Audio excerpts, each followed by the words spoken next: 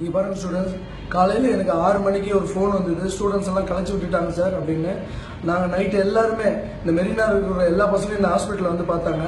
காலையில் பேசி ஒரு நல்ல முடிவுக்கு வரலான்னு தான் நாங்கள்லாம் இருந்தோம். அதுக்கு சம்மந்தப்பட்ட பசங்கள்லாம் இப்போ என் கூட தான் இருக்காங்க. நீங்கள் யாருமே பயப்படாதீங்க.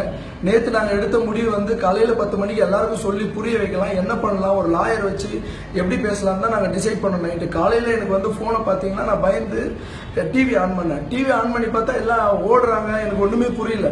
சரி, இதை பார்த்து எனக்கு ஒரு லேடி ஃபோன் பண்ண, அண்ணா என்னை அடிக்கிறாங்கன்னா கொஞ்சம் வாங்கலாம் சொன்னாங்க. அது என்னால் தாழவே முடியல.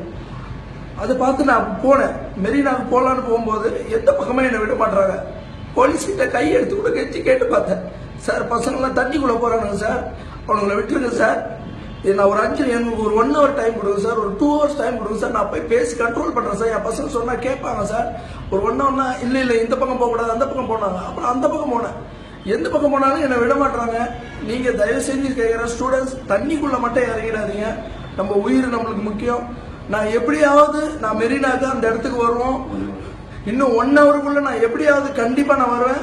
நான் ஆரம்பிச்ச டீம், நம்ம மெரினால ஆரம்பிச்ச டீம் மொத்த டீமும் இங்க தான் இருக்காங்க. நீங்க யாரும் பயப்படாதீங்க, தண்ணிக்குள்ள மட்டும் போயிடாதீங்க தயவு செஞ்சு.